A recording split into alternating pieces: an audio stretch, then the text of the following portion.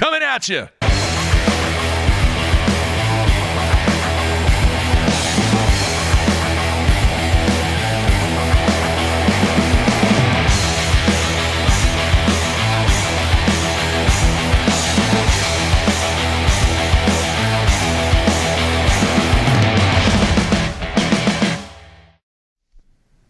Good Monday, everybody. Welcome once again to BTL Bass Talk Live, where we're going to talk bass fishing and anything else that we want to talk about. Yes, sorry for a little bit of delay, folks, but when you see what we're getting ready to pull off today, I'm in Las Vegas covering the U.S. Open.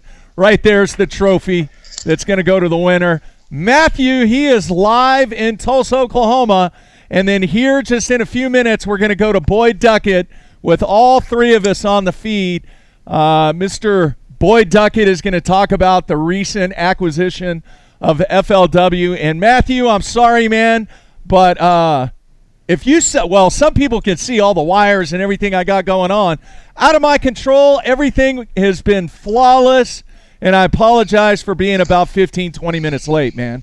Yeah, the BTL today got started just about like my coast on Lake of the Ozarks, Mark. Just never really got off the ground, but we're going to get it back together at the end here. And, a big show Thursday morning.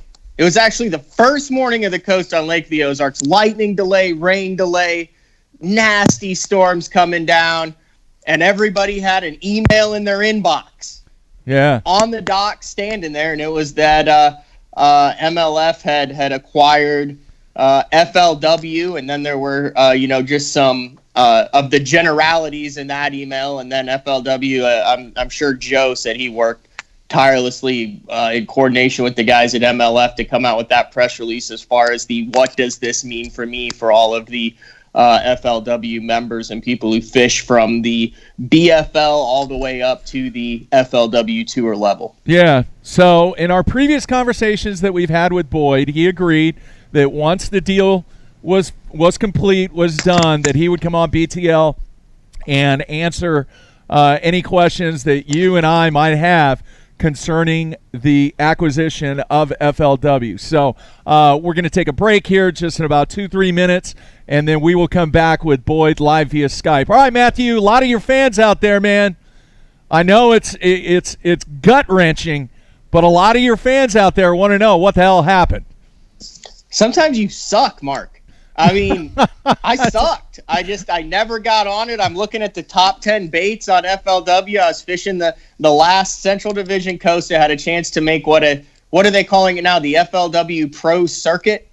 Yes. I believe, or Pro Tour, Pro Circuit, something like that. Anyway, yeah. I had a chance to qualify for that in the top 5. I was 14th in the points, and I was one of 8 guys who goose-egged on day one. Now, Lake of the Ozarks was not fishing very tough. There were a lot of guys who caught them. I was committed to a buzzbait and a whopper plopper. My co-angler behind me, I had a Brian Thrift, a co-angler's man. He lit up the girt, sat down on his seat, and just crawled a plopper behind me. He had 3 for like 11 pounds, and I could not catch one. I mean, I was just with that fish way too fast. But then on day 2, caught a couple fish, ended up qualifying again for the Costa Championship, which is coming up in a couple weeks. But man, I thought I did what I needed to do. You know, Watson was right there with a buzzbait. The dude from Croco Gator was in the top 10. Casey Scaling threw a buzzbait. I was throwing the right color blade. I just was fishing it too fast in the wrong areas. So you can't. I mean, I guess I'll trade a suckfest at Lake of the Ozarks for the top 10 at Rayburn. One I expected to do well and one I didn't. So It is what it is. All right, well, there you have it, folks. And I got to be honest with you, you have no idea what it has taken to pull this off. Hopefully we will do it. Hopefully that's the only issue that we will experience today. But very excited to hear what Boyd has to say. It's a U.S. Open, too, Mark. Yeah. U.S. Open, day 1 of the U.S. Open, 254 boats. I'm just jealous. I've been looking at everyone's Instagram stories. They've been getting to the boat ramp at like 4 a.m. to get checked in. And they're on the water now, aren't they? Yeah, that they are. And I want to remind everybody, at 9 a.m. West Coast time, 11 o'clock Central, 12 o'clock Eastern, we will be doing our U.S. Open show. We're going to simul-stream on YouTube and then also on the page that we have dedicated on BassZone.com to the U.S. Open. Dan O'Sullivan and Bass Zone's Dave Rush will be going inside of day one, and hopefully we're going to hear from Billy Egan on the water also. So that's kind of the plan today. So we'll do BTL this morning, and then at 9 a.m. Pacific time, we will have our day one U.S. Open coverage. And then also the weigh-in coming up at, I believe, 2:30 West Coast time. And then Billy Egan and Dave Rush and Dan O'Sullivan will be doing a post-game show at approximately 5 p.m. West Coast time, directly following the weigh-in. A lot of stuff going on. I have to get to it, Mark. I got to get to this before we go to break, before we go to Duckett, because that's what it all. But I have a quote for you from the Texas Longhorns head coach, Tom Herman. Can you believe that? I can't wait. Can't wait. What did he have to say? Obviously, it was – they're calling it the Red River Showdown now. Didn't they used to call it the Red River Shootout? It's been like 3 different things. And the Red River Rivalry? Yeah. The showdown sounds like the worst one out of all of them. Anyway, I agree. It was a showdown. OU won. So this is what Coach Herman said in his press conference after the Longhorns gave up 9 sacks. All right. Dismantled by the Sooners. He said, losing is not a failure unless you didn't learn from the things you did poorly.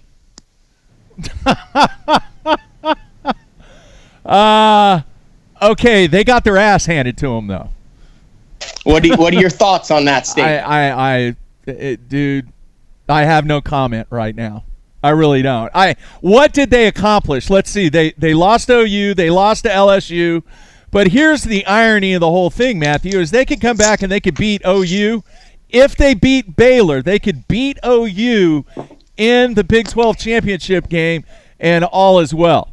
Now, if they lose to Baylor, then their season's over, and the Texas just depends, people. Though. But obviously, I thought that was very applicable across the pretty much in any discipline that you're trying to get good in, but especially in fishing. Very, very apropos, very timely quote from the arch rivals head coach. All right, gonna take a break. Come back with Boyd Duquette. Everybody, stay tuned to this special edition of BTL right here live from the U.S. Open. We'll be right back.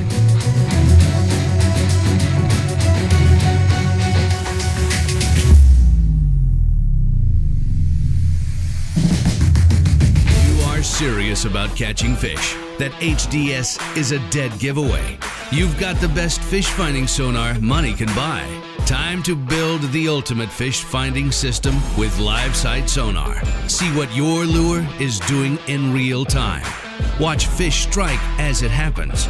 See for yourself. Take the Live Sight Sonar 30-day challenge. If Live Sight Sonar doesn't help you find and catch more fish, send it back, no questions asked.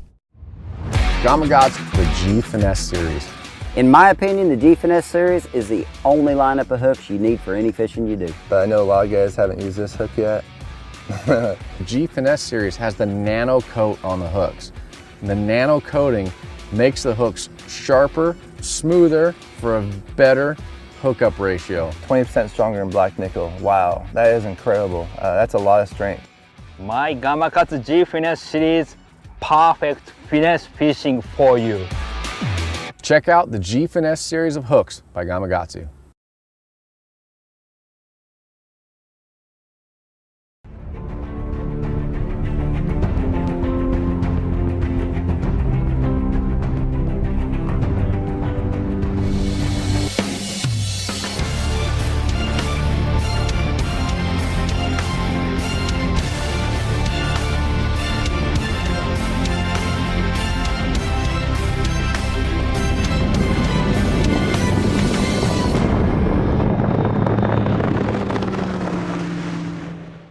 Guys, Gerald Swindle, Sunline Pro Staff. If you're a flipper, a slackline hook setter, you're really putting a lot of impact into your hook set, look for the shooter. It comes off the smooth, really smooth. Like when you're flipping, it is smooth. If you're gonna be drop shotting and cranking, Sniper's the deal, man.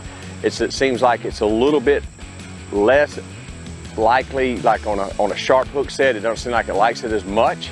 But for coming off the spool on spinning rod, leaders, cranking, like if I'm gonna throw a big plug at Gunnersville, I've still got strong tensile strength. It's not gonna give out on me, but yet the line's thin enough it'll get down. So to me, shooter takes a hook set, Snipers for everything else. So if you're gonna slack line them, go shooter.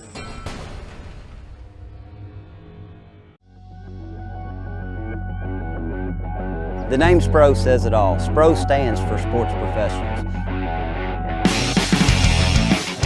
When you look at the pro staff that SPRO has brought on board over the past 15 years, it's been pretty incredible.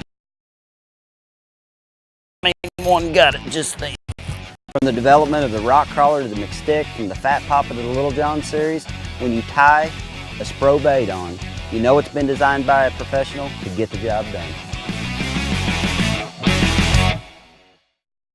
Blue Water by TH Marine, offering LED lighting solutions for your boat, trailer, truck, ATV, and so much more.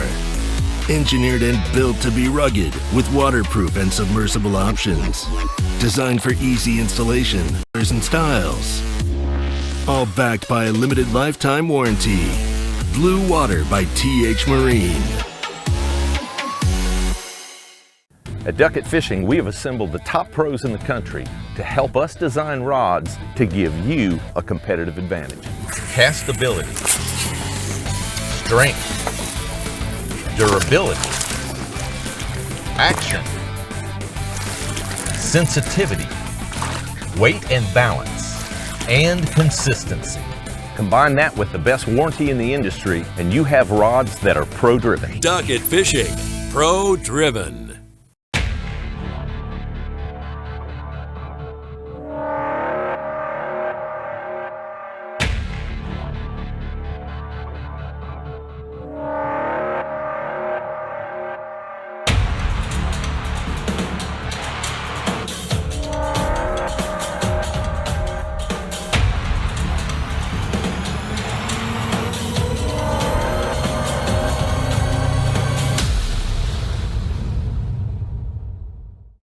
Hey guys, Cliff Perch here with AFCO. I've got the new camo hooded reaper. It's going to be a great thing both for fishing and hunting this fall. I can tell you a couple of the features about it. Got the face mask like all the reapers do, vented in front. It's got the fleece on the inside, so it's really comfortable. It's super warm. When you come down to the pocket, it's got this little snap system called Block Tapey, and it's silent. You know, it doesn't make that sound that other snaps and other systems that hook it together make. Great for hunting, and it's going to keep that stuff in your pocket. I got my power pole down, stuck in the mud in the bottom of the lake, sitting so still in the wind and the waves, could even be a hurricane. I got my power pole down.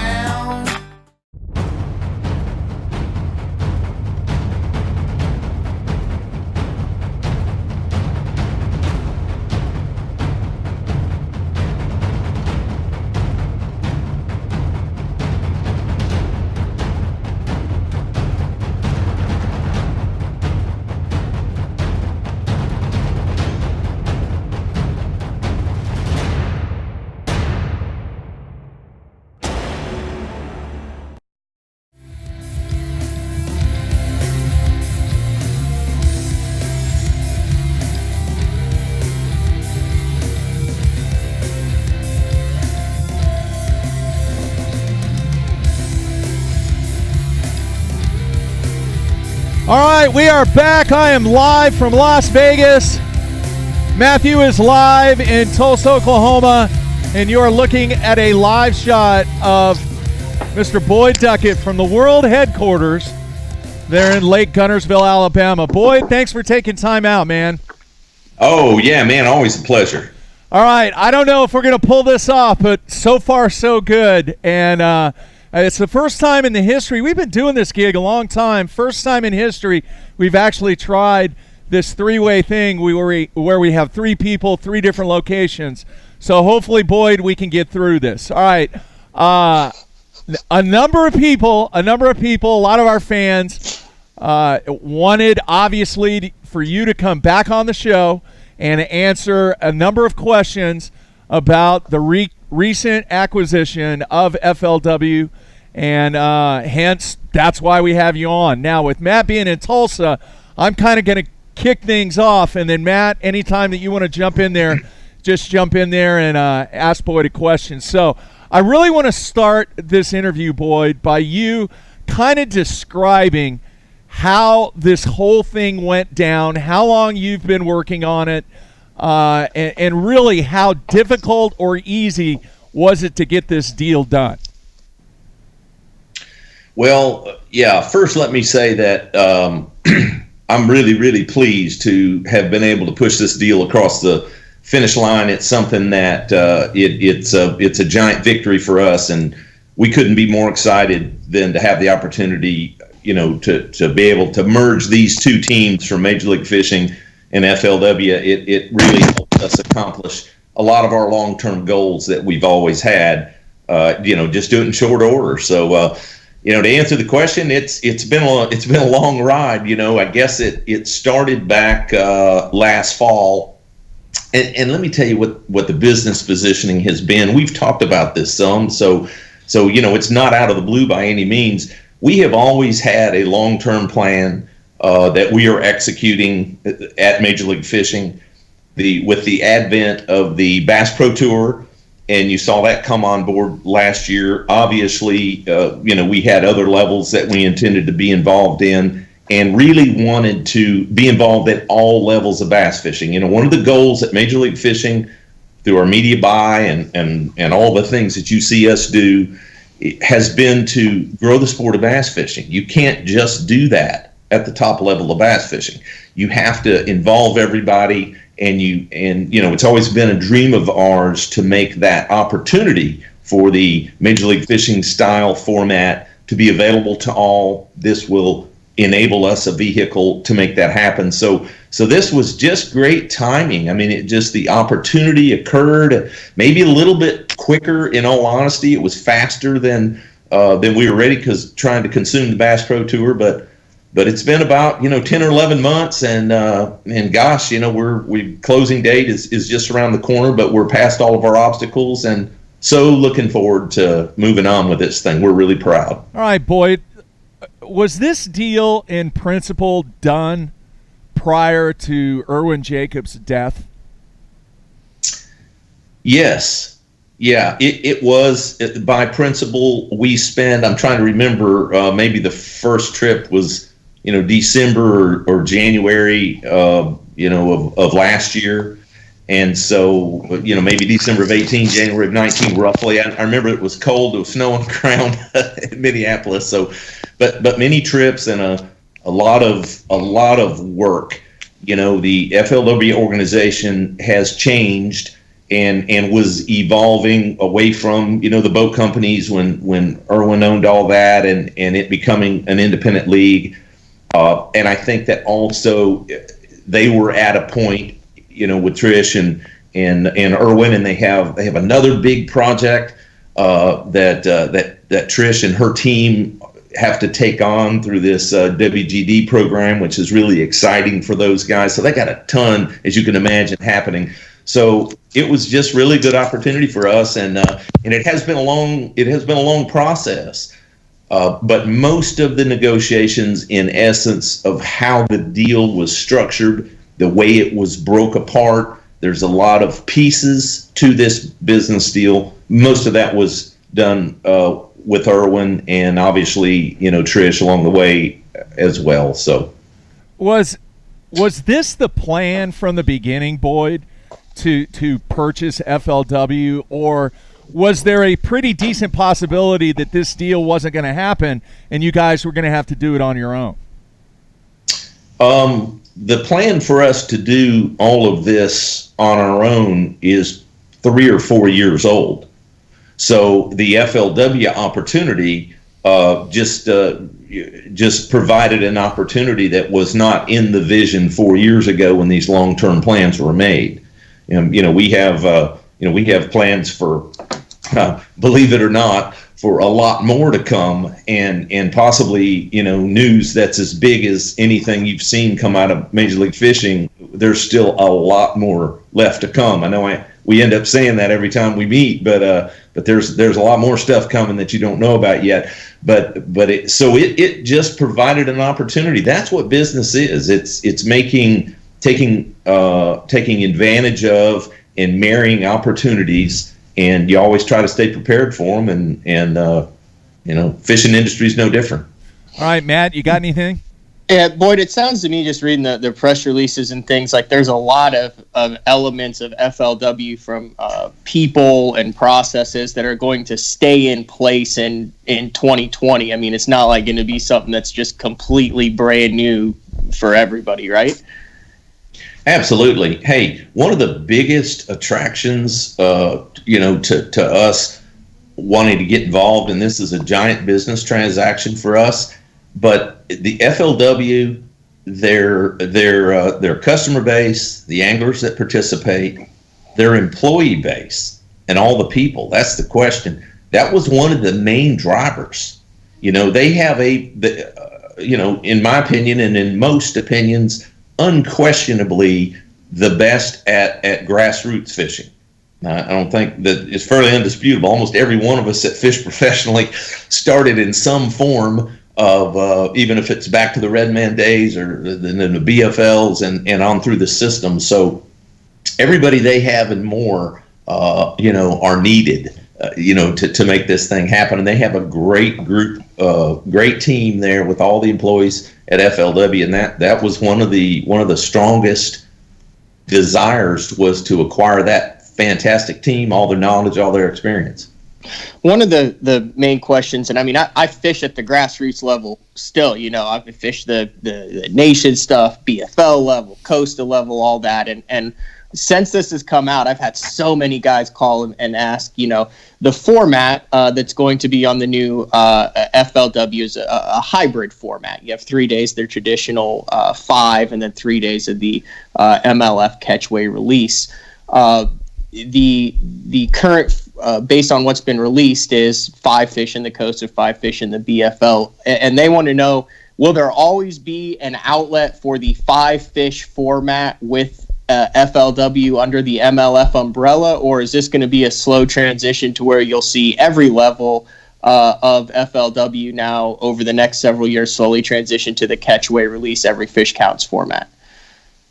That's going to be a customer choice. No different than any business. We are really proud of the Major League Fishing format. It's fun, exciting. I don't have to tell you guys about it. Everybody's seen it.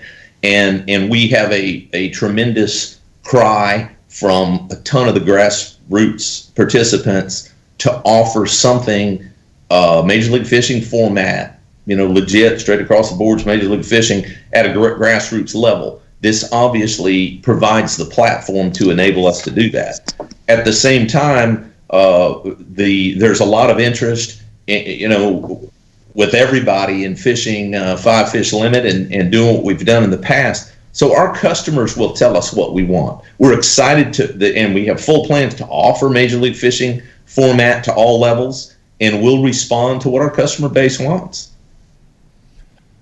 All right, Boyd, what does this mean for the FLW anglers? If you could send a message right now to everybody that's either listening or watching, what's your message on what this acquisition means for the FLW anglers?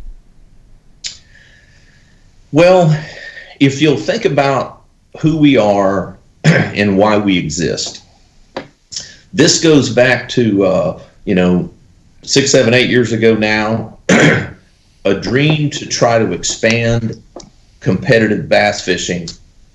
Gary Klein and I have worked from the beginning with that goal in mind, to try to find a way to take our sport, offer it to more people, let more people enjoy our sport, obviously be very conscious of our environment, protect our fisheries. There's a lot of thought that's gone into that. So none of that over the overall mission of Major League Fishing hasn't changed.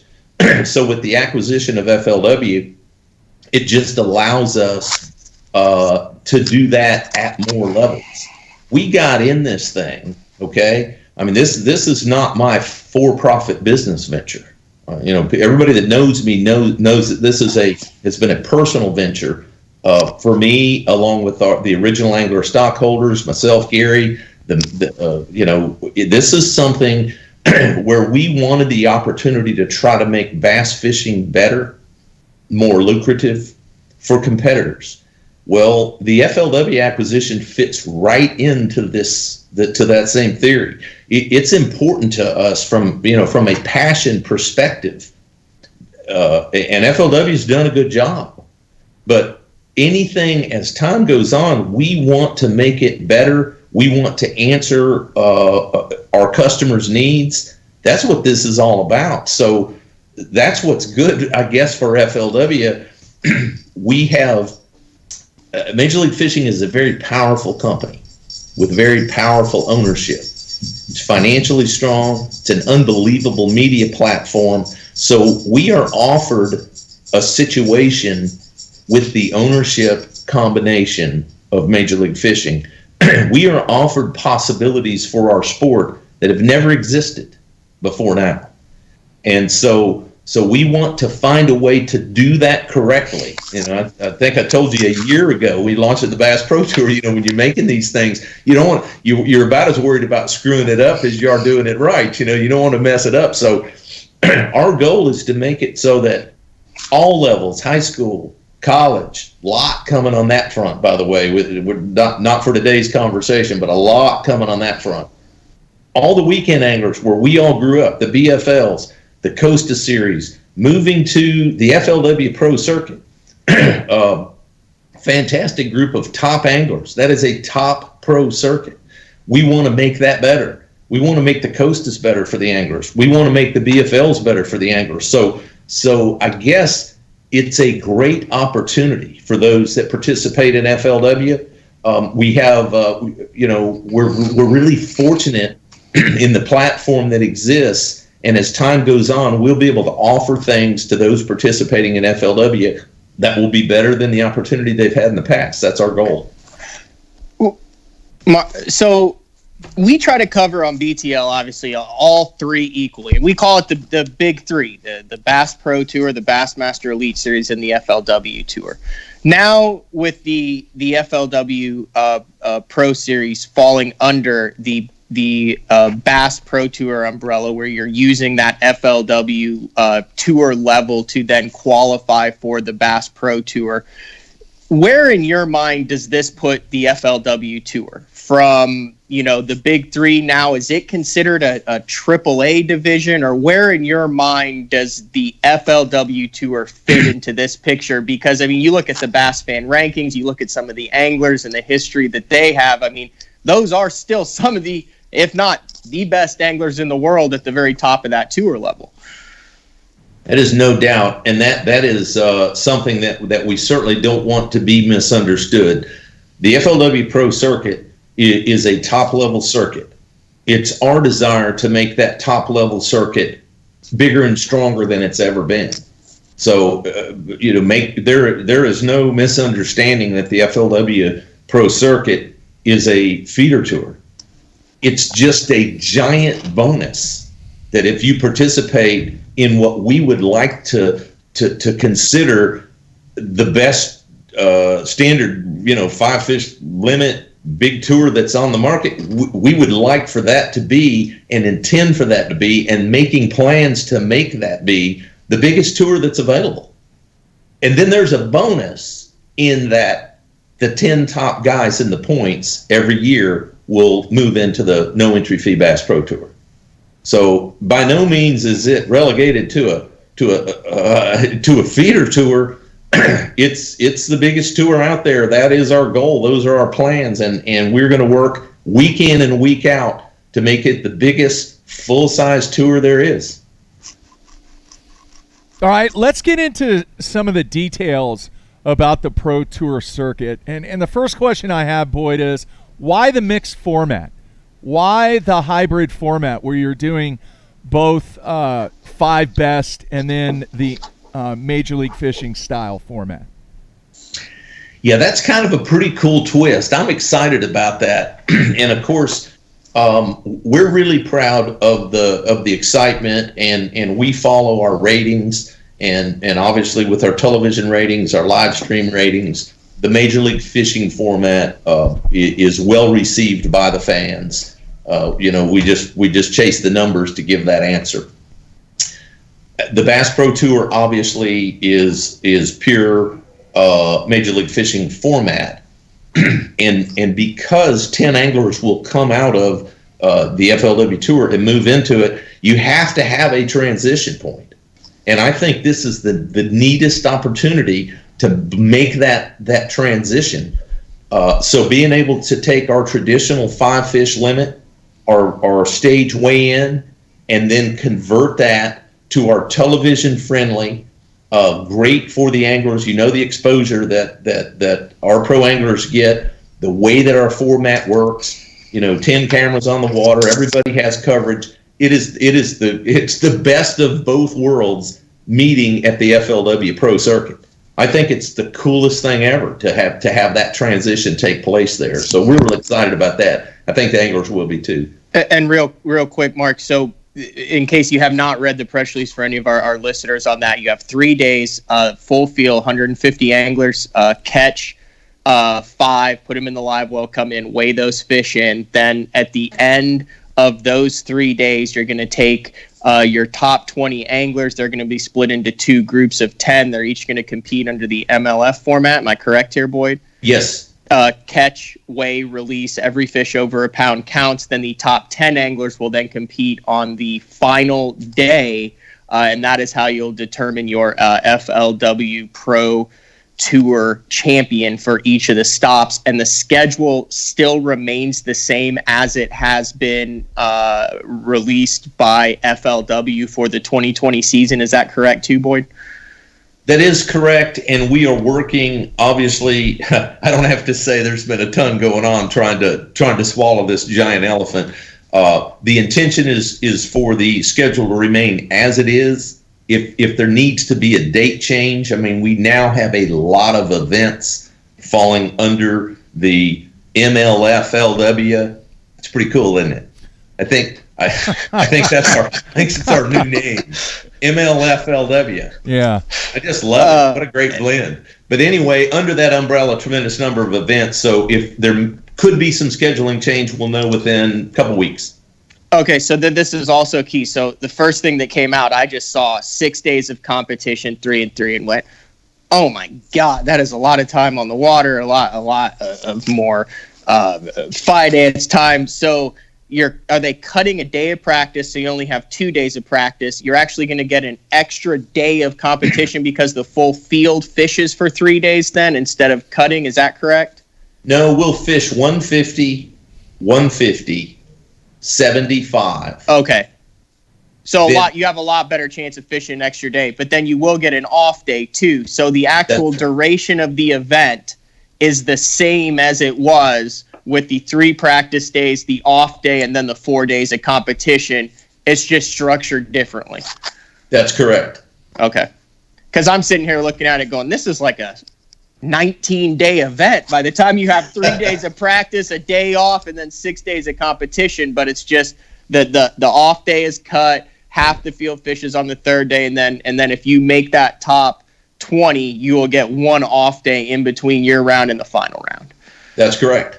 Okay. Yeah. All right. In the press release, there was no mention, and Matt, correct me if I'm wrong, but there was no mention of entry fees for the pro circuit. Can you talk about what the entry fees are going to be, and then also can you discuss in any way what the payout's going to be? The payout is the entry fees, to answer your question first, are $40,000. The payout is similar to or greater than what it was in 2019, so very similar. And we've invested substantially in the media platform available for the FLW Pro Circuit anglers. So we're already starting to try to find a way to make things better for those pros, and it goes back to the strength of our organization. We actually will create 52 original program hours. 52 original program hours for that FLW Pro Circuit, and that's something that's never existed at FLW because it's expensive, and quite frankly, that's one of the big advantages that we have. Huge advantage for the angler. It's going to help those guys with their personal sponsors. And they'll be able to highlight those personal sponsors throughout all 6 days of that competition on the FLW Pro Circuit? That's correct. Okay. All right. Now, 150 anglers in 2020. What is the field size going to be like in 2021? We've heard 50, we've heard 100, or are you going to keep it at 150 in 2021? Going to keep it at 150 for all the foreseeable future. The FLW organization has a very wide scope in competitive fishing. And we are expanding the Costa Series, as you read in the press release, to 8 divisions. And so, we need room for all of these anglers that want to fish at a professional level. They have to have somewhere to go. So that 150-man field is what the intention will be permanently. And then, let's say you suck in that 150-man field. Like, what percentage goes down? I mean, I assume then you can get kicked out. Yep. Yeah, it'll be a hard line at 150. Okay. And the top 100 will stay in the points. The bottom 50 will fall out. We'll take 40 from the Costas, 5 per division. Okay. So each of the 8 divisions, 5 participants will move into the FLW Pro Circuit, and then the 10 that are cut from the Bass Pro Tour will go to the FLW Pro Circuit. What about really cool too? Yeah. So my question is, I mean, you've got guys who are rookies this year. You've got guys with 20 years of experience. Is it going to just be in 2020 the top 100 and the past doesn't matter? Is it going to be an accumulation of their Angler of the Year standings in the past? I mean, if I'm a guy and I finished, have been on the tour for 15 years, but then I finish 101 and I'm a perennial Cup qualifier, I mean, am I down in the Costas now, or is their past history also taken into account there? And that's a great question. That's something that we discussed a lot this past weekend. I've been conferencing with some of the FLW pros, and one of the things that is so unique about Major League Fishing, how angler driven we are at Major League Fishing. We have an angler board. Most of these decisions, certainly at the Bass Pro Tour and all of Major League Fishing, have always been angler driven decisions. It's going to be the same way. So we need a minute to confer with our anglers, and we will work through and do the things that the anglers choose to do. From a league perspective, we've got our hands full running the business, on our media platform, and so that's one of the things that is so different about our organization, and that same philosophy that you see at the Bass Pro Tour will now be in the rest of the FLW circuits, but specifically FLW Pro Circuit. We're in the middle of that right now. So we'll figure out what the anglers collectively think is the best thing to do, and those will be the answers.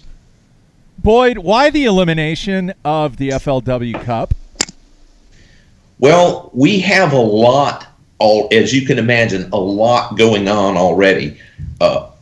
And, having that individual cup by itself isn't necessarily best for the whole broad scheme with the Red Crest and all the BBT events. And now with all this acquisition, and then they also lacked a final big event, which our Angler of the Year event will become. That Angler of the Year event pays big money. It's kind of that premier event, and a lot of that is timing, because now you have to realize, you had 2 huge organizations. If it was a 3-legged stool, 2 of the legs are all in one family now. So to find a way to blend that and make it all work, we feel like it's best for the sponsors, best for the anglers, still have a huge event that you're trying to qualify for in that Angler of the Year event. So that's what works well for our business. Along those lines, also, you have the TBF National Championship. You have the BFL All-American. I mean, what happens to those events? Yeah, I mean, everything is planned to roll as it is scheduled now. None of that. The only change that you are aware of is the Angler of the Year event so to speak, changing from what was the Cup. Okay, one more logistics question, Mark. Then I'll let you hit the viewer questions. Well, I mean, I'm just saying. So I know that the TBF stuff is going on for 2020. There's regionals right now going on in the Potomac to qualify for the All-American. The Costa Championship is coming up in 2 weeks on Lake Cumberland in Kentucky. All of those have Forest Wood Cup qualifications attached to them, top 2 in each division, top 1 in those divisions. So what happens to those anglers who finish top 2 in their division or qualify through the All-American for the Forest Wood Cup? Do they move on to the Angler of the Year Championship, or is that just kind of lost in the wash? Yeah, I guess in the process, oftentimes in business, in the process of trying to do better, this is a reset. This business transaction, to make it clear, nobody's asked this question, but probably will. This is an asset sale, not a sale of the corporation. So basically, we are taking the assets of the corporation, buying it. FLW LLC will close, and the new MLF LW organization will open. And so moving forward, our new set of plans will go into place. What happened previously is has no impact on the future. Okay, I do have one more then. So there's a ton of stats over on the FLW site. You got Jamie Rampy, who just won his 13th BFL. I mean, a lot of those guys direct people to that for their sponsorship. Will those stats roll over under the MLF umbrella, or when this thing is done, are you going to log on to that angler stats and it's going to say 0000 down the board? No, we'll keep all of that. Obviously, the history of all of these great anglers that have participated at FLW, you would not want to lose any of that history. Okay.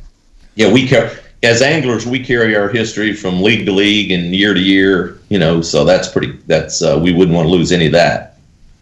Boyd, how is the field of 150 going to be selected, and will there be invites extended from or to the Costa anglers from this year? Those that qualified for the FLW Tour will advance to the FLW Pro Circuit as described, and then we will keep the balance off of the FLW point system. All right. So top. Go ahead, Matt. I'd just say points-wise, then I was thinking, so it'd be if you've got 5 divisions of Costas now at 5 anglers, that's 25 through the Costa. So then that would be the top 125 or top 100 in the FLW points, and then the 25 new for the Costas? Yeah, that's roughly correct. It depends on any of those that wouldn't choose to participate. Right. Qualifiers, there's a lot of things that I don't know those numbers memorized, but you've got the gist. Yep. Have you approached some of the FLW Tour anglers already? And if so, what's been the feedback from them, Boyd? Obviously, anytime there's major changes, everybody's nervous. They want to know how it's going to be. The guys that I have had time to talk to, and there'll be a lot more that I'm interested in talking. I want to talk to every one of them. But I think that there's a lot of excitement. Okay. I mean, when you look up and you see what this Major League Fishing organization has accomplished in just a few short years, it's pretty exciting to have a chance to tie on to that rocket, and that's not going to change. And they know that we're driven to make competitive fishing better for everybody that participates, and that goal is real. That's what we have done. That's what our performance has shown, and that's what we'll do in the future. So for the most part, it's excitement. Obviously, a lot of detailed questions, about what's going to happen here or there. But for the most part, the guys I've talked to are really, really excited to be part of it. All right. I have a number of questions here that I want to get to, and then we're going to get to some of the questions on the instant feedback. Numerous times on this show, Boyd, you said this is not a competitive situation. Now, as the new owner of FLW, is this a competitive situation now? Competitive in the marketplace, I assume. Yeah. Yeah. No doubt, with this growth and this acquisition, we've become competitive for all sponsorship. We're competitive for participating anglers now. So we've legitimately moved into the seat of a competitor. I would agree with that. How competitive is it? Oh, it's business. It's always competitive. Yeah, well, yeah, you're right on that. Hey, listen, the problem with competition is everybody doesn't get to win. That's how it is. Ask Matt. He just came back from one. That was just a low blow. That was good. Low blow, boy. Hey, you've given me some through the years, man. So I hear it. I mean, yeah, you're 6 hours in throwing a freaking buzz bait, going, now I'm committed to it. Yeah, I know, buddy. All right. For so many years, obviously, the history, the tradition of the All-American, and there are so many anglers across the U.S. that fish the BFLs. What does the future format look like for the BFLs, and are they going to continue just from a logistical perspective and trying to get officials for the BFLs? Are you going to continue, say, for the next few years with the BFLs being a 5-fish format? What's the future for the BFLs? The futures for the BFL is fantastic. If you haven't noticed in the press release, I mean, one of the huge changes that we are making moving forward is reducing the entry fees on the BFLs. They crept up. The cost of doing business to run a tournament organization is phenomenal. If you don't have other cash flow support, i.e. boat companies and things that you tie all that together, it's hard to run a tournament organization profitably. Facing all of that, with us moving forward, we also want to find a way to increase participation, and so reducing entry fees is probably the best news for the BFL guys. We're back to $200. I mean, that's 15 years ago or whatever it is, a while back. And same thing with the Costas. We're reducing entry fees in the Costas and have not cut the purse on either one of those for reduced entry fees. And we took a third of the revenue out of the BFLs, did not reduce payouts.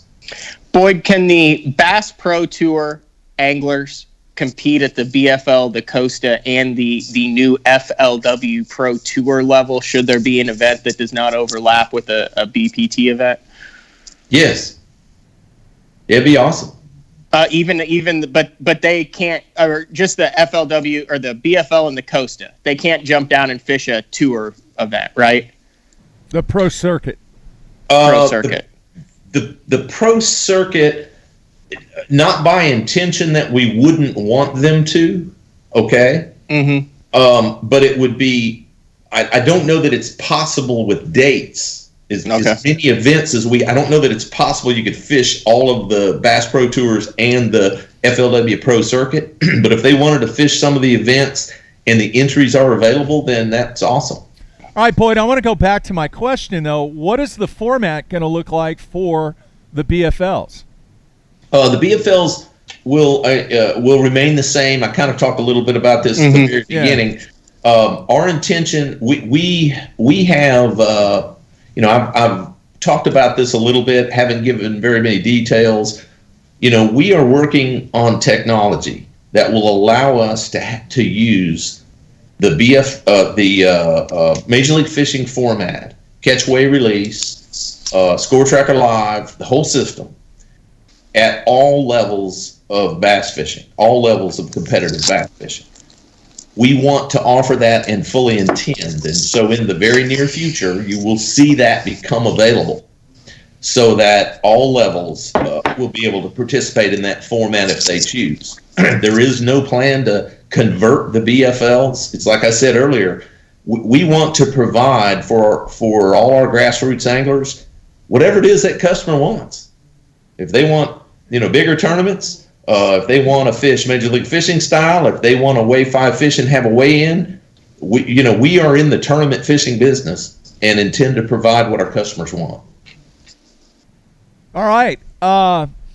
A couple weeks ago, we had a call-in show, and it was one of the best Sunline Hotline shows that we've had in the many years that we've been doing this. And one of the callers asked me whether or not Major League Fishing would be in business 3 to 5 years from now.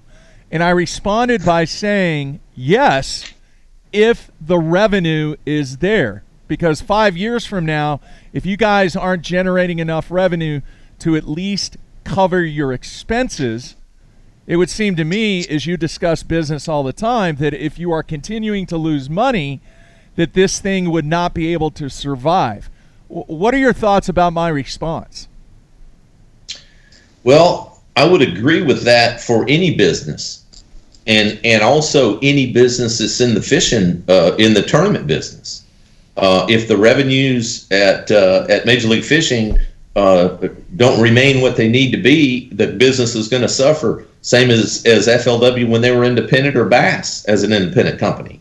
So that's just run your business year in and year out. If you're looking for an update on how things are going at Major League Fishing, we're tracking great.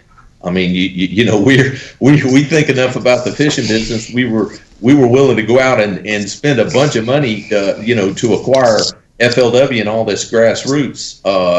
So things are going great, and we have great aspirations in the future, and financially we're tracking right on the money. So everything's working good for us currently. All right. Now and in the future, since there's only two entities really now in professional tournament fishing, I've said this a zillion times on this show that I would love to get, at the time, all three parties in a room and sit down and work out a schedule to where you guys aren't scheduling on top of each other. You have a lot of control now, Boyd, in controlling, two of the major events that are going to take place in 2020 and beyond. Have you reached a situation now, and would you be willing to actually sit down at the table and go, look, we don't want to schedule on top of you. I'm sure you don't want to schedule on top of us. Have we reached the point where maybe not in 2020, but in 2021, that we could actually have no overlap in professional fishing? I guess we're really doing that now, because we're faced with that challenge because we now have two of the three tours. Right. So we have to schedule two of the tours not to overlap and to work together. So I guess that would be one answer, is we're going to have to find a way to work to make two of these tours work without running over top of each other. I don't know that it's possible as big as we are now and as big as we are in the future, and I have no objection to it. If there was a way for it not to schedule on Elite Series events, I would be more than happy to share that schedule or anything we had to do to try to make it work. But we're a big organization now with a ton of tournaments, and there's only so many dates in the year. I know we struggle because we try to respect our anglers. I say this over and over, but it's just how we operate. We are an angler-driven league, so we try to miss holidays. We try to make it so that our anglers can be home and not fish over top of everything. And by the time you do all that, it's a challenge to get the Bass Pro Tour scheduled to best benefit the anglers. And now we have to take on the others. So what you're asking for may be impossible, in all honesty. But I'd sure look at it. But that's the only purpose. Just from a business perspective, I don't know if you could ever schedule it. Yeah. Boyd, should there be any turnover for the 80 anglers? I don't know. Medical exemption, retirement, leaving. Now that you own FLW, and let's face it, there's some big names there at the top with history. Will you pull from that pool of anglers that I guess now fall under the MLF umbrella to fill any possible openings in the Bass Pro Tour during the 2020 season? Yes. There you go. Yeah, if anything happened, that would obviously be the right place to go. How close are you to announcing the 2020 BPT schedule? We are close. We had it completely ready Okay. Yeah. And you just asked the previous question, which is why I'm so familiar with the scheduling conflict. Right. We now have this giant beast called FLW to try to schedule, which is what's delayed this scheduling. All right. I think it's time to go to the instant feedback. It is pretty much blown up, Boyd. So I'm going to try to get to a number of these, but I've got to go through so many of the instant feedback. A number of people wanted to know when the schedule was coming out. Let's see here. Steve in Tennessee wants to know, are you going to have TV exposure for the All-American? Yes. We'll have television exposure for the BFL All-American. We'll have television exposure for the Costa Championship. And then obviously the big news is 52 hours, okay? 52 hours of original programming for the FLW Pro Circuit. Unprecedented. All right. Big deal. Yeah. Ben in Ohio wants to know, will there be any other champions from any of the other tours get an opportunity to fish in the Red Crest? Or is that only going to be from the BPT? As it is now, that the Red Crest will be purely driven from the BPT, but as time goes on, you got to give us a minute. We're just trying to get these two organizations blended. There's some talk in-house about trying to find a way to create an event, a special event, that would give us an opportunity to feed out of our entire organization. So we've got some ideas for the future that might be fun. But as it is right now, Red Crest is purely Bass Pro Tour. Russ wants to know, having 6-day tournaments, do you think that will put too much pressure on the bodies of water that you go to with a 150 boat field? No, because in all honesty, I mean, it's pretty much the same amount of time that in fact, it's less actually with our format than what the FLW Tour used to have. And if you look just at a couple of years back when when FLW had so much practice ahead of their events, it was way more strained. So I guess arguably this would be the least amount of pressure in that the FLW Tour impact has had on a fishery. It's really 2 days of practice, so 150, 150, then 2 full days, so 150, 150, then 75, then 10, 10, 10. Yeah. Mm-hmm. That's it. Yeah. Can you see splitting up lakes like what you do with the BPT? Is that a possibility with the pro circuit? Everything's a possibility with Major League Fishing. So I wouldn't say that's not a possibility. That's not currently slated to be the case. Okay. But we've got a really creative bunch back in Tulsa, so there'll be some cool twists that come in.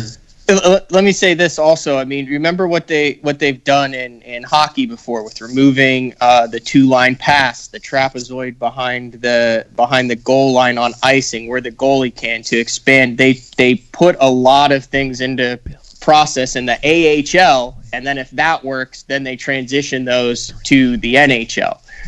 Not comparing the Pro Tour to the AHL, but I'm saying now you have a platform to where these ideas can be expanded on and tried at a high competitive level that doesn't affect the integrity of the competition, and then possibly implemented to the BPT instead of just changing it on the fly at the BPT level. That's exactly right. I mean, we have a lot of tournament series now to work with, and we've got a lot of ideas, fun ways to make the sport more competitive and certainly more enjoyable to fish. And so a lot of those ideas, we just have more platforms now that we have an opportunity to offer that. So you'll see Like always, guys, I mean, not much time's gone by. You should be used to by now seeing a lot of changes caused by Major League Fishing. So. And I will also say this. Remember, FLW back in the day has done one-on-one bracket-style eliminations for the Forest Wood Cup. They've gone with top 10s. They've done zeroed weights. They've done all sorts of crazy stuff over there. So before you say, hey, you're jacking with these guys' livelihoods, which, I mean, any change changes someone's livelihood. But, I mean, it's not like MLF is the only one that comes in and changes all this stuff. There's been a lot of different formats under the FLW umbrella since the 1990s. Yeah, FLW, I mean, if you look back at the history of competitive bass fishing, what Irwin Jacobs and Trish and the rest of the team have done for competitive bass fishing has been extremely positive. I mean, the existence of FLW and the big payouts and a lot of the format changes and the things that FLW did advanced competitive bass fishing to a new level. I mean, so FLW, just as you pointed out, has a history of trying things and trying to find a way to make it better for anglers. So we love that culture in their management team and in the rest of their team members. And they think the same way we do, man. How can we make this thing better? That's the whole drive of Major League Fishing, and you have to be willing to take chances to try to advance something. If you get up every day, you do it as the same as you did yesterday, the results aren't going to change, guys. And I know from a professional angler's perspective, and all of my associates and the guys that I compete with and now represent, that's what we're interested in. We're interested in continuing to try to find a new way to make competitive angling bigger and better than it ever was. And it takes chances. It takes an entrepreneurial spirit. It takes a willingness to risk.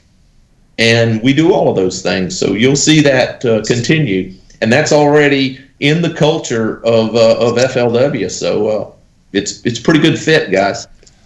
All right, Boyd, a number of people on the instant feedback. When will the Costa schedules come out? And here I am in Vegas on the West Coast, and so many people want to know, is there going to be a greater presence in the West with this situation? There's going to be a greater presence in the West with this situation. All right. So you got that answer. And as far as schedules coming out, we've talked about that now a couple of times. We obviously have to take these two organizations within just a few weeks because we have a lot to do. You know how many tournaments these two organizations represent. We got to blend these two. The team, while we're talking this morning, both management teams are dead in it right now trying to figure out how to get this schedule laid out correctly. So as soon as it's available, it'll come. All right, a number of people want to know your commitment and the organization's commitment to youth, high school, and college fishing. My personal commitment, first, youth fishing is our future. High school fishing and college fishing, and finding ways to bring the youth into our sport is the future of not just the tournament organizations, but our industry, our suppliers, boat and motor companies, lines, rod, reels, baits. We can do a better job as a whole industry of finding a way to bring these young people to our sport and keep them in our sport. So I am personally very committed to that because I believe that is the future of our sport. It also grows stewards for the outdoors. People, a constituency that will represent the use of the outdoors in our fisheries and even hunting and fishing collectively, the complete use of the outdoors. One of the things that's hurt our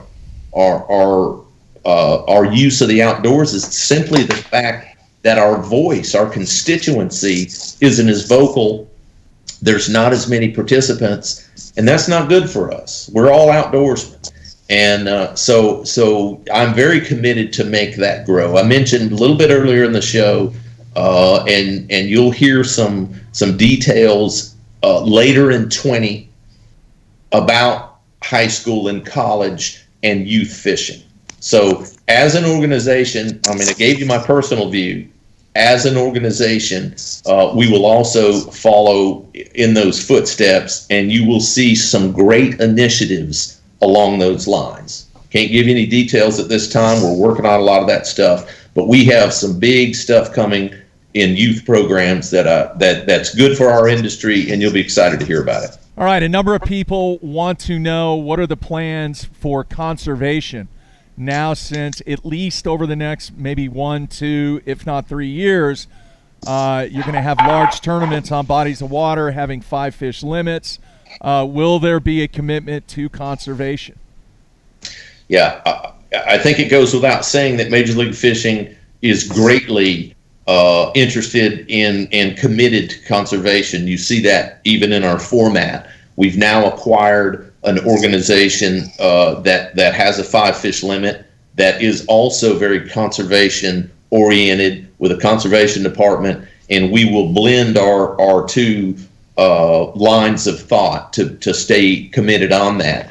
We have a long-term plan that is already in place for a conservation department at Major League Fishing, and I think I've probably mentioned that before, and that may now need to be accelerated due to merging these two organizations. But yes, we're very interested in that. I think it goes without saying it. That's one of the main drivers of the Major League Fishing organization. All right, I want to squash the rumor from the source. A lot of people want to know, are you going to retire and focus specifically on your business? I am very focused on this business. It is my number one priority. I also like to fish competitively. I'm not as good at it as I used to be because I work all the time. This competition and this highest level of bass fishing, it will cull me over time, as it will all that don't stay at the highest level. But as long as I'm able to compete, and as long as I'm able to make cuts, I intend to compete, not at the sacrifice of the business. Make no mistake, the business comes first. But man, I love competitive bass fishing. You guys know that, and I'll fish at whatever level my ability ends up at with very little focus. So right now, I'm still hanging in there in the Bass Pro Tour. When do those points start? Is that this year, or does it take in the first year last year? Since, you guys didn't have FLW or the quote-unquote feeder system before then. Is it going to be the bottom 10 guys for the 2020 and 2021 season, or the bottom 10 guys for the 3 cumulative seasons of the Bass Pro Tour at the end of 2021? It'll be all 3 years. Okay. Yeah. So. All right, Boyd. I just got a question. Okay. Will FLW be able to use nets or no nets? Those are some details that let me refresh this. So, kind of the way we do things with rules at Major League Fishing and the Bass Pro Tour, you'll see us very quickly establish an angler board. That's how we manage all this stuff, and so a lot of these questions that are normally league questions will become angler questions. So as we'll put that angler board together, I'm just guessing, probably 10 guys with 15 constituents each, and that angler board will confer with their constituents. It's imperative to have 10 board members that are willing to do the work and that are excited about tournament fishing and the future of the league and the sport. You identify those guys, you get them on, and then that's how we manage rules, rule changes, things that are good for the anglers. That's our process. So we're just now getting to that, and all those detailed questions dealing with anglers will be vetted out through 20 via the anglers. Boyd, can you talk any about what the future looks like for the magazine that FLW has? Yeah, we intend to keep the magazine. They've got a good publication, and we'll probably add some other Major League Fishing content. So it'll become the the MLFLW. I just like saying that. That is good. Yeah, there are a bunch of magazine, good guys who work on that magazine. Bass Fishing Magazine, it'll stay that. But yeah, content from both sides will be in that, and excited about it. All right, once again, a number of people want to know, will there be a no information rule for the pro circuit? That falls under what he just said, Mark. Dude, I'm just going down the line. It's all these details. It's nets. It's info. It's all that. I know. Right. I want to ask him too, but I mean, dude, they've had the thing for like 128 hours. Like, you can't like rewrite the rule book. He spent an hour and a half of that time on BTL and answered our questions. No. Yeah. Sorry. Yeah, and that is a good question, and Matt is exactly right. That is something that the Angler Board will work together with the league, and they'll provide suggestions and that will represent the majority. Hey, listen, if it represents the majority of the anglers, it is something the league wants to do. That's our philosophy, and these guys will have an opportunity to rewrite their rule book, so to speak, and make it be what the anglers want it to be. All right, from a crew perspective, are you going to have the same crew do the pro circuit as you do on Major League Fishing from a media standpoint? In other words, Marty and everybody else that you have involved.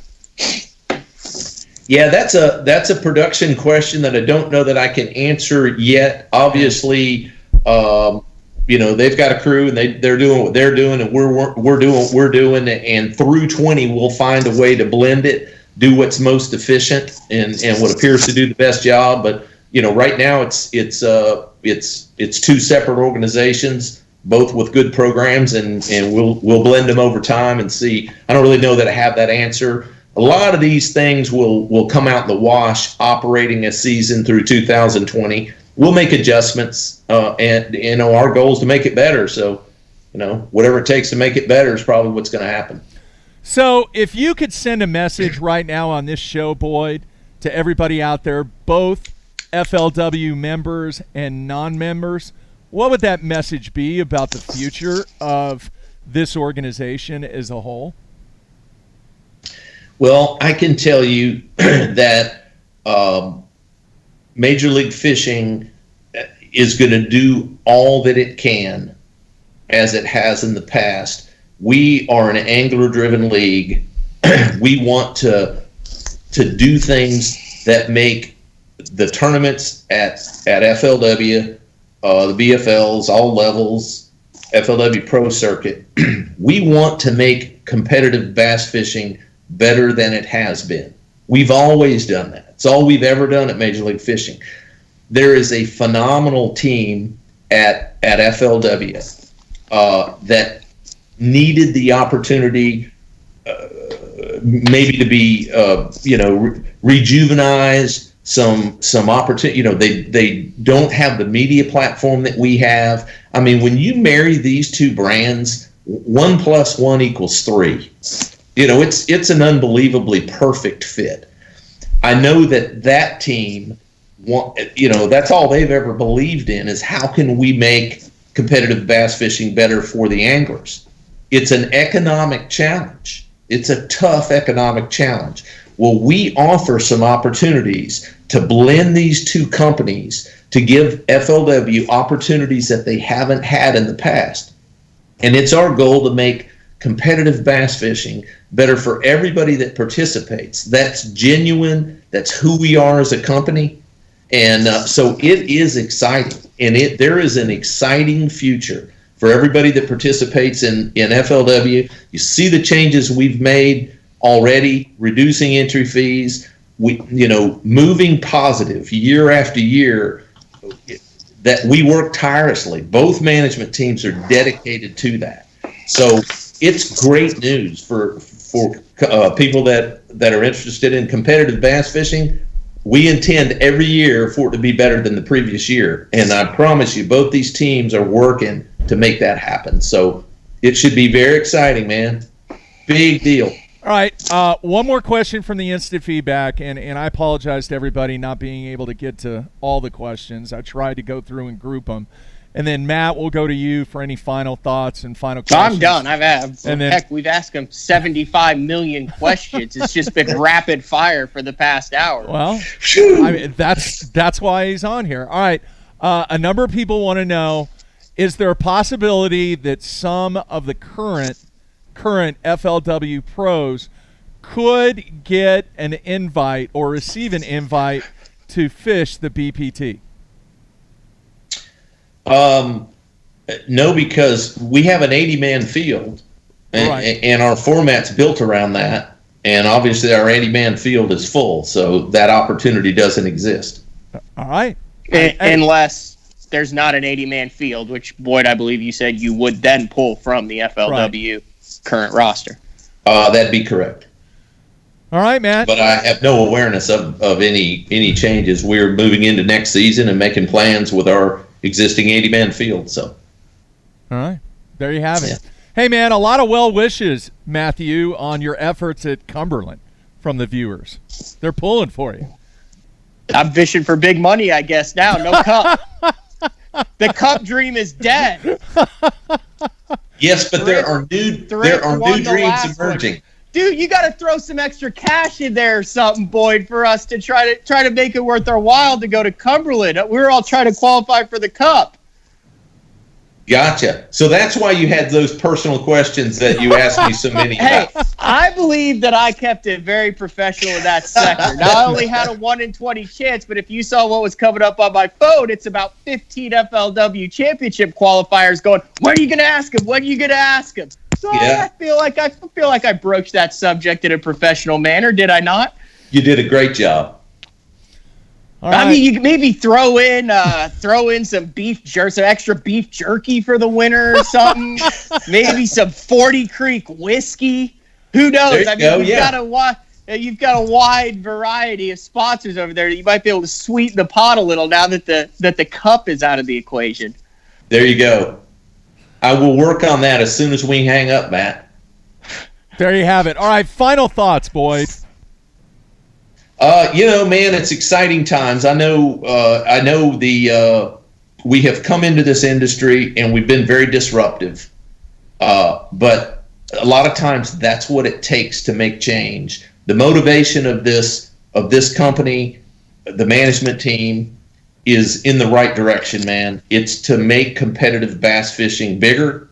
It's to make competitive bass fishing better, and we're accomplishing those goals. So it's an exciting time, and for all of those that participate or would want to participate in all of the FLW events, man, it's big news. It's a great opportunity. We're committed to making it better. And that's what we're going to do, and it's going to be fun, man. A lot of cool stuff's going to happen over the next couple of years. All right. Well, I want to do this. I want to let everybody know that we will have Boyd on numerous times the remainder of the year, kind of give us an update on the progression of what's taking place. And I'd really like to get you on once all the schedules are announced, to where we can kind of break down what's going to take place on all of the tours, schedule-wise, and then if there's any other developments, Boyd, we'll go from there. But can't thank you enough. Really appreciate you answering a lot of questions today. And are there questions that remain? Absolutely, and hopefully those will get answered over the next few months. Yeah, you'll see a ton of information. We got our heads together. Both teams are working now, and a lot of the detailed questions will be answered in 30 days or less, as you see us start signing anglers, participants, and all of that. So we're going to settle it out as quick as possible. Got a lot of work to do between now and the first of the year, guys. Yeah. A lot of stuff going on. All right, I want to remind everybody, coming up at the top of the hour, that would be 9 a.m. Central Time, 10 a.m. Oh, geez. No, it would not be 9 a.m. Central Time. No, what time is that? The show at 8:30 Central Time. 11 a.m. Central Time. 11 a.m. Central Time. 9 a.m. Western Time. Thank you, Matthew.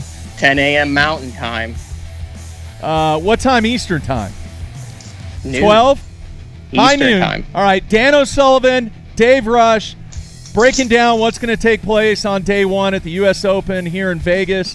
the Duel in the Desert, Lake Mead, and everybody go to wonbass.com and click on the link there, and you'll be able to check out what Dano and Dave have to say about day one. And then hopefully we're going to be able to go to Billy Egan on the water and get a report from him on what's going down on day one. Then tomorrow night, I will post the time on BassZone.com, a special Sunline Hotline show live from Las Vegas right after the day two weigh-in. We will take your phone calls and get all kinds of thoughts and whatever you guys want to talk about on the Sunline Hotline show in the evening. Matthew and myself will be on there, and we'll go from there and take as many phone calls as we can. So, Boyd, man, have a great week. And one of these days, you're going to have to come out here and fish the U.S. Open, man.